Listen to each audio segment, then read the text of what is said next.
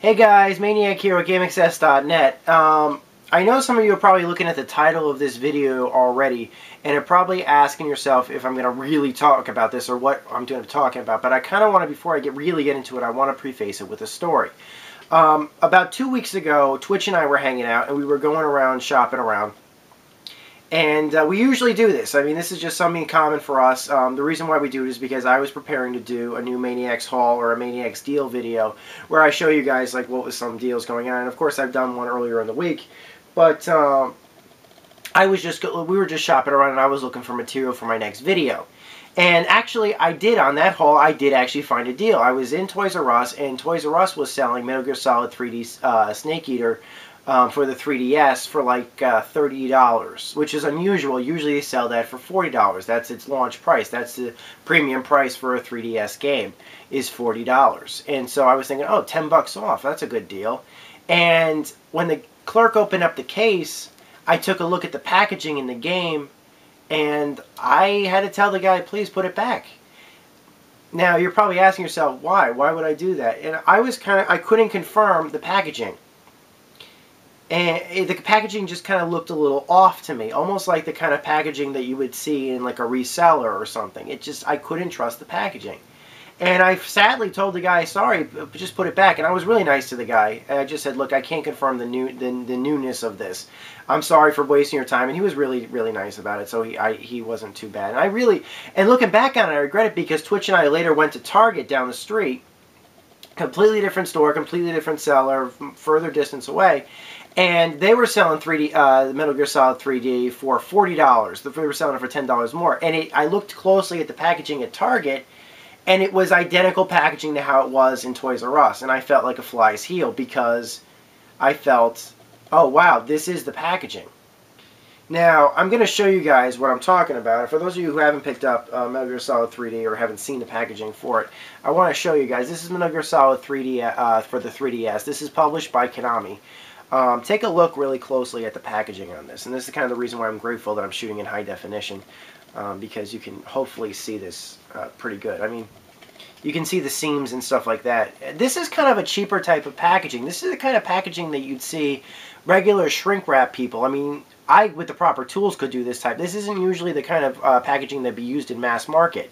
A lot of times, resellers and stuff like this online, which have opened their games and trying to resell them as new, will use this kind of shrink wrap to reseal their games. It's just really, really simple for them to do.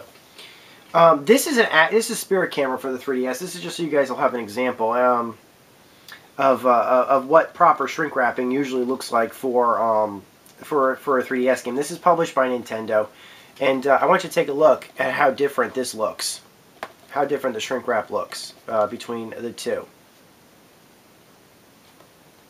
I mean, this looks like the proper shrink wrapping. This is usually the kind of shrink wrapping that you'll find in a 3DS game.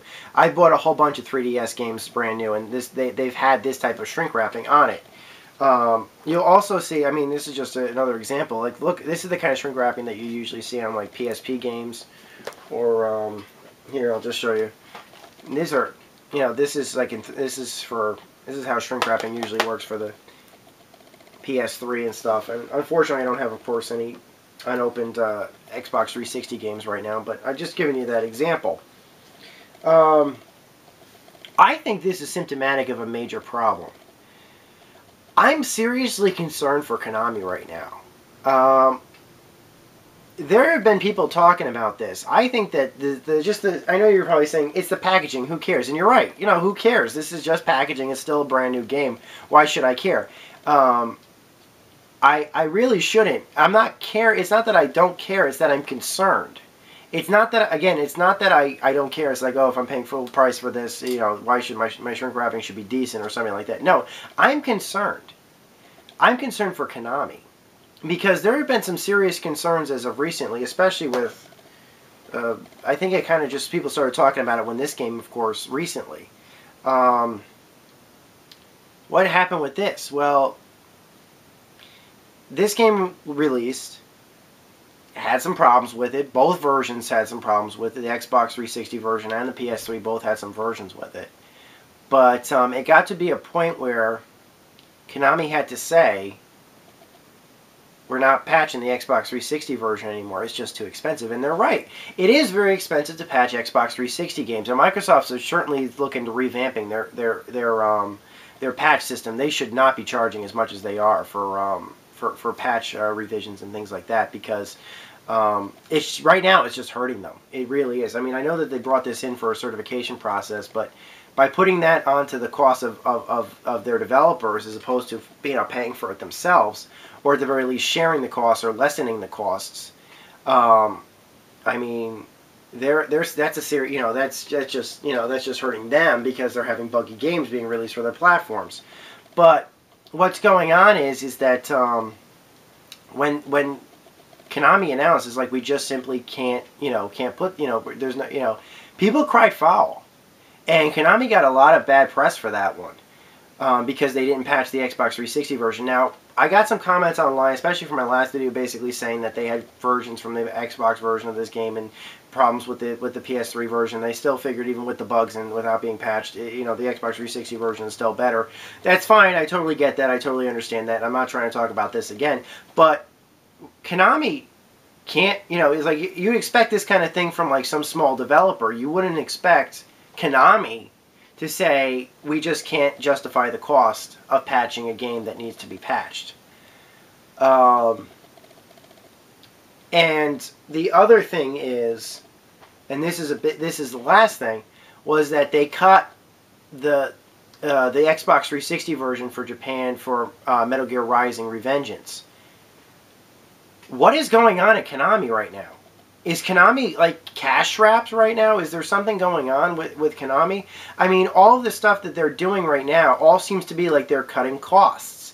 I mean, whether it be the packaging in the games that are brand new, or the fact that they're not patching their games because of cost problems, or not releasing versions of games in certain territories because of the cost problem. Metal Gear Rising: Revengeance is going to be their big release. I mean, that's going to be a huge release. I can understand it's probably not going to be as big a release as, like, Ground Zeroes is going to be, or something like that. But it's still, like, that's their big catalog item. That's their big catalog item coming up. They need, that's going to be a seller. It's like, you're going to think that they're going to want to make as many copies as they possibly can of that, because they're going to sell. It's like, Metal Gear Solid is like their big franchises. Silent Hill is as well, of course, but like, that's coming up, like their big major release. And they're not doing an Xbox 360 version in Japan. And they are, and right now I'm looking at their docket for what's coming up. They've got the Vita game, the Silent Hill Vita game coming up this month, later this month. I think it's coming like October 16th. And for Christmas, they've got Zone of Enders HD collection, or around the time of Christmas, just before Christmas. Metal Gear Rising isn't coming out until like February. It's not making Christmas release. I am seriously concerned, like, is Konami cash strapped right now? Are they trying to intentionally cut costs? I just don't know. I don't have an explanation for this. How, you think about it, like, Konami's like one of the big powerhouse publishers. I don't know. I just want to talk about, I just wanted to bring all that up. I mean, I'm looking to get Metal Gear Rising: Revengeance as like the next person is. I'm definitely lining up for that. In fact, I'm really interested in picking up the Zone of Enders HD collection. But they got a lot of flack for their Silent Hill HD collection with the problems with it. So I'm kind of curious about what the performance on the Zone of Enders collection is going to be. But I'm hopeful that they're going to do pretty well on that. Metal Gear Solid's HD collection was fantastic, absolutely fantastic. I thought that was just phenomenal, what they did with it. Which is why it was very surprising that the Silent Hill HD collection was the way it was. Now, I understand that there are things going around like, oh, they didn't have final code or something. There was like a problem with the final code, or they didn't have access to final code when the HD port was being developed. They used beta code or something like that. So that's the rumor going around. So that's probably more of like a technical thing.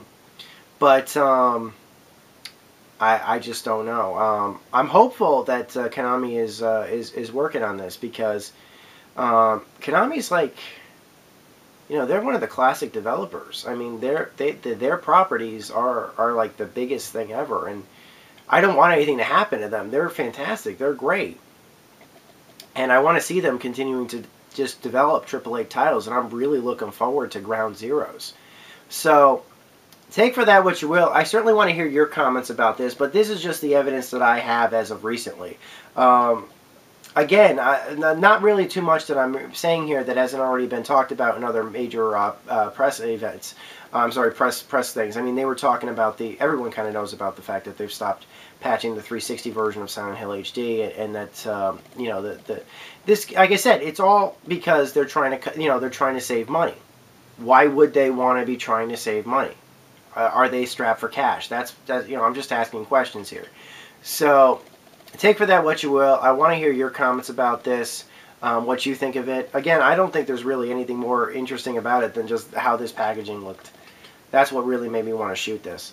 So, until next time, guys, this is Maniac with GameAccess.net. Post a comment. I want to hear it. Until next time, over and out.